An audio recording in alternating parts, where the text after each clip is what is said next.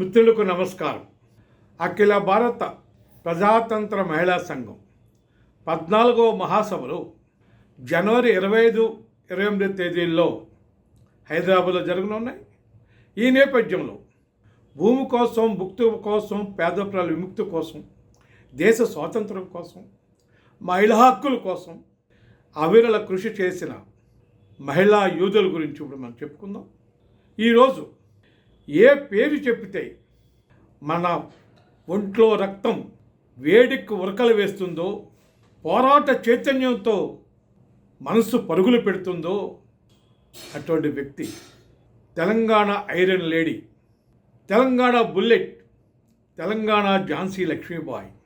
నా మాటే తుపాకీ తోట అన్న మహాయోధురాలు 16 సంవత్సరాలకే భుజాన బందూకు తగిలించుకుని తెలంగాణ సాయుధ పోరాటంలో ఆ యుద్ధంలో కథనం తొక్కిన మహాయోధ విప్లవ నారి మల్లు స్వరాజ్యం. వారి గురించి చెప్పుకుంది. మల్లు స్వరాజ్యం పుట్టింది భూస్వామి కుటుంబాలు.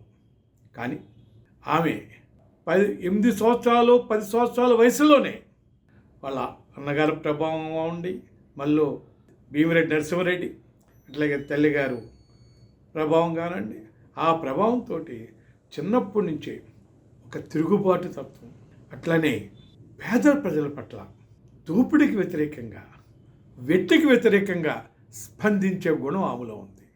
10 సంవత్సరాల వయసులోనే ఇంటికి ధాన్యం పండించే ధాన్యం ఇంటికి తీసుకొస్తే ఇంట్లో కూలీలకి, పేదలకి పంచిపెట్టిన స్వరాజ్యం.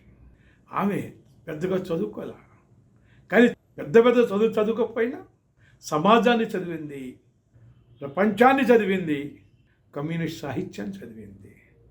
మార్క్సిజం గోర్కీ అమ్మ ప్రభావం, ఆ నవల ప్రభావం, అట్లనే రష్యన్ విప్లవ సాహిత్య ప్రభావం, రాణి రుద్రమాదేవి, ఝాన్సీ లక్ష్మీబాయి యొక్క ప్రభావం మల్లు స్వరాజ్యాన్ని ఒక విప్లవ నారిగా, విప్లవ వనితగా తయారు చేశాయి. ఆంధ్ర మహాసభ స్ఫూర్తితో 11 నుంచి 14 వయసు ఈ మధ్యలోనే కులదోపిడి పీడనకు వ్యతిరేకంగా, వెట్టికి వ్యతిరేకంగా ఆమె తన పోరాటాన్ని ప్రారంభించింది.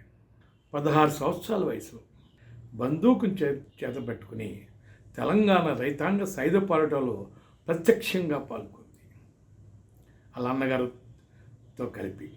తర్వాత స్వయంగా ఆమె రాజక్క దళం 300 మంది మహిళలకి ఆమె మేజర్ జైపాల్ సింగ్ దగ్గర ఈమె నాయకత్వంలో 3 మంది మహిళలు ఆయుధ శిక్షణ తీసుకుని గెరిల్లా యూదుల్లాగా, గెరిల్లా పోరాట వీరుల్లాగా తయారయ్యారు. వీరి పేరు ఆ కాలంలో ఎక్కువగా రాజక్క, సమ్మక్క, కొన్ని సందర్భాల్లో ఎల్లమ్మ, రాములమ్మను కూడా ఆమె కొన్ని సందర్భాల్లో ఆ పేరు కూడా ఉన్నాయి. ఆమె తలకు 10,000 వెలకట్టింది ఆ రోజు నిజాం ప్రభుత్వం. పట్టుకుంటే 10,000 ఇనాంను ప్రకటించింది. కానీ ఆమెను పట్టుకోలేకపోయింది. ఆమె చెప్పింది, స్వరాజ్యం గారు ఒక సందర్భంలో చెప్పారు, నన్ను పట్టుకోలేకపోయారు, మాలో చాలామందిని పట్టుకోలేకపోయారు, నా మీద 10,000 ఇనాం ఉంది, అయినా కానీ నన్ను పట్టుకోలేకపోయారు. ఎందుకు? మేము అడవుల్లో లేము, ప్రజల గుండెల్లో ఉన్నాం, అందుకే మమ్మల్ని ఎవరు పట్టుకోలేకపోయారని చెప్పేసి చెప్పింది ఆ యూదురాలు. అంతగా ఆమె ప్రజలు తనలో మమేకం చేసుకున్నారు. జన్నారెడ్డి ప్రతాపరెడ్డి గడి మీద దాడి చేసి, ఆ దాడి గొప్ప ఘటనగా తెలంగాణ సాయుధ రైతాంగ పోరాట చరిత్రలో లిఖించబడి ఉంది. గోదావరిలో ఈ ప్రాంతంలో ఖమ్మం, ఆదిలాబాద్, వరంగల్ ఈ ప్రాంతంలో అడవుల్లో కోయ జనాల మధ్య తిరుగుతూ వాళ్ళందరినీ సాయుధ పోరాట వైపు తీసుకొచ్చి ఒక్కొక్కళ్ళు ఒక గెరిల్లా యూదుల్లాగా తయారు చేసింది మల్లు స్వరాజ్యం. ఆమె పెద్దగా చదువుకోకపోయినా స్థానిక భాషలు, జానపద పాటలు, బతుకమ్మ పాటలు, పోరాట బతుకమ్మ పాటలు ఆడి పాడి ప్రజల్లో ఎంతో చైతన్యాన్ని తీసుకొచ్చింది మల్లు స్వరాజ్యం. మల్లు స్వరాజ్యం ఆ సాయుధ రైతాంగ పోరాటంలో ఎన్నిసార్లు ప్రాణాపాయం తప్పించుకుంది, కానీ ఒక్కసారి కూడా శత్రువు దొరకల.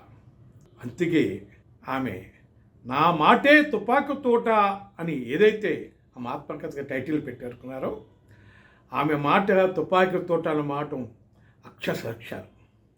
ఆమె ఒక సందర్భంలో అసెంబ్లీలో అంటుంది ఆమె.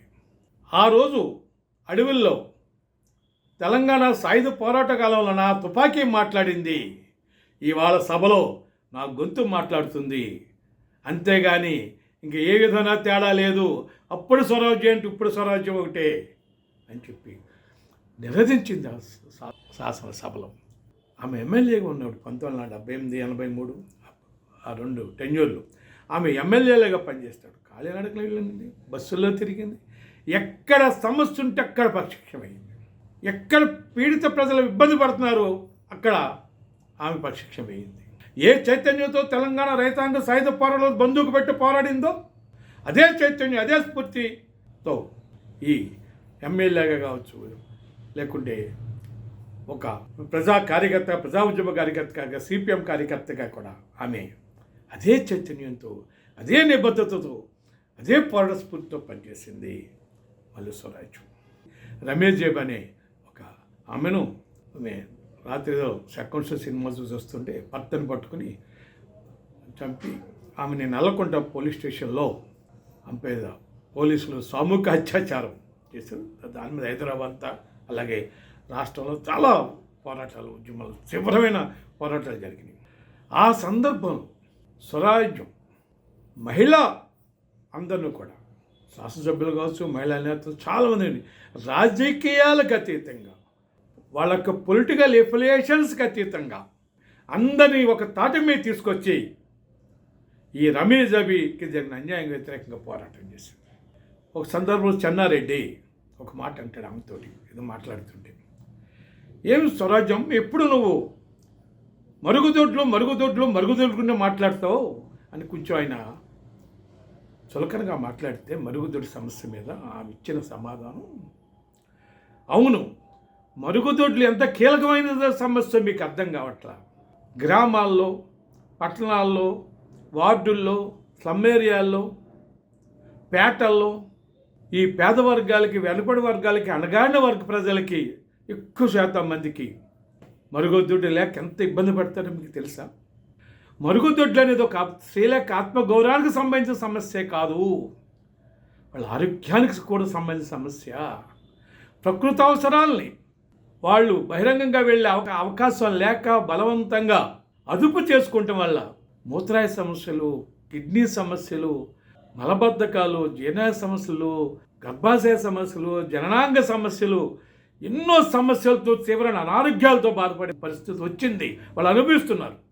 అంతేకాదు గర్భిణీ స్త్రీలు, ప్రసూతి బాలింతలు లేదా రోగిష్ఠులైన మహిళలు, వృద్ధులైన మహిళలు, నిజంగా వాళ్ళు పడే బాధ వర్ణనాతీతం.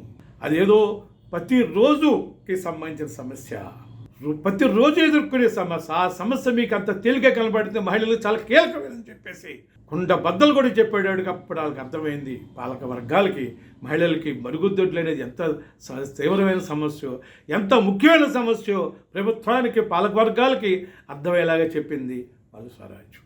అటువంటి మల్లు స్వరాజ్యం ఒక విప్లవకారిణిగా, ఒక మహిళా ఉద్యమ కార్యకర్తగా, శాసనసభ్యురాలుగా, ప్రజాతంత్ర ఉద్యమ కార్యకర్తగా ఆమె ఇప్పుడు జరుగుతున్న దోపిడీ గురించి 2 ముక్కల్లో సామాన్య ప్రజలకు కూడా అర్థమయ్యేలా చెప్పింది.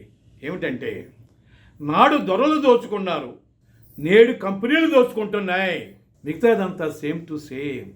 అంటే కార్పొరేట్ కంపెనీలు దోచుకున్నాయి, అప్పుడు భూస్వాములు దొరలు దోచుకున్నారని చెప్పి మొత్తం ఇప్పుడు జరుగుతున్న దోపిడీని కంపేర్ చేసి సామాన్య ప్రజలకు కూడా అర్థమయ్యేలాగా ఇప్పుడు ప్రస్తుతం జరుగుతున్న దోపిడీని గురించి 2 మాటలు చెప్పింది. మహాయోధురాలు, వీరవనంతనండి. ఇప్పుడు ఏ మాటలు చెప్పినా కూడా తెలుగులో ఆమె గురించి చెప్పుకోవడానికి అక్షరాలే కరువవుతాయి, మాటలే కరువవుతాయి. అటువంటి మహాయోధురాలకి, మల్లు స్వరాజ్యం గారికి ఈ జాతీయ మహాసభల సందర్భంగా మరొక్కసారి వారికి జోహార్లు అర్పించుకుంటూ మీకు అందరికీ ధన్యవాదాలు.